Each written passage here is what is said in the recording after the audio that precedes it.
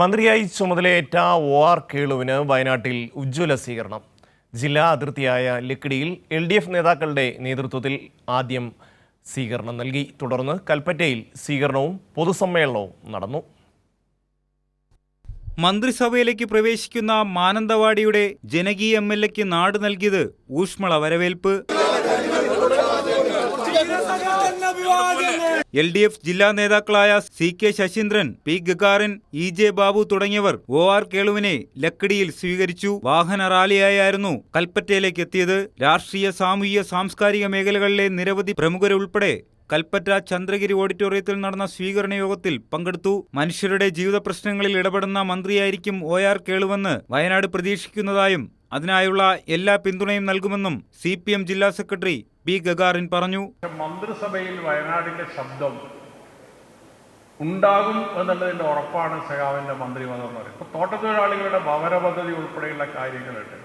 ഇതുപോലെ നമ്മുടെ ജില്ലയിൽ നമ്മുടെ ബദൽ റോഡ് പ്രശ്നം ഇങ്ങനെ പരിഹരിക്കപ്പെടാതെ നടക്കുന്നത് പരിഹരിക്കാനുള്ള പ്രായോഗികമായ ഒരു സമീപനം മന്ത്രിപദത്തിൽ ഇരുന്നുകൊണ്ട് ഉണ്ടാവണം എന്ന് മാത്രം അഭ്യർത്ഥിച്ചുകൊണ്ട് അത്തരത്തിലുള്ള പ്രവർത്തനങ്ങൾക്ക് ഈ ജില്ലയിലെ CPIM-ന്റെയും ഇടതുപക്ഷ ജനാധിപത്യ മുന്നണിയുടെയും പൂർണ്ണമായ പിന്തുണയും സഹായവും ഉണ്ടാകും. വയനാട് മെഡിക്കൽ കോളേജ് ഉൾപ്പെടെയുള്ളവയുടെ സമഗ്ര വികസനം ലക്ഷ്യമാക്കി ജനകീയ പിന്തുണയോടെ പ്രവർത്തിക്കുമെന്ന് മറുപടി പ്രസംഗം നടത്തിയ മന്ത്രി OR കേളു പറഞ്ഞു.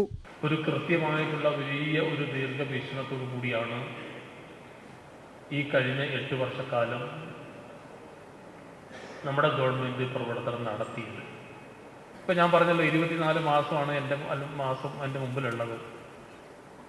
പക്ഷെ ഇതൊക്കെയാണെങ്കിലും എൻ്റെ കഴിവിൻ്റെ പരമാവധി ഞാൻ എഫേർട്ട് എടുക്കും.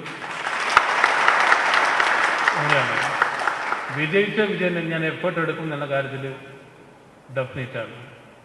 മന്ത്രിയായി സത്യപ്രതിജ്ഞ ചെയ്തതിനു ശേഷം നിയമസഭാ സമ്മേളനത്തിൽ പങ്കെടുത്തതിനു ശേഷമാണ് OR കേളു വയനാട്ടിലെത്തിയത്. നൂറുകണക്കിന് ആളുകളാണ് വയനാട്ടിൽ നിന്നും സത്യപ്രതിജ്ഞ ചടങ്ങിന് തലസ്ഥാനത്തെത്തിയിരുന്നത്. മാനന്തവാടിയെ വികസന കുതിപ്പിലേക്ക് നയിച്ച ജനപ്രതിനിധി മന്ത്രിയാവുമ്പോൾ ആദിവാസി മേഖലയുൾപ്പെടെയുള്ളവരുടെ മുന്നേറ്റമാണ് വയനാട് പ്രതീക്ഷിക്കുന്നത്.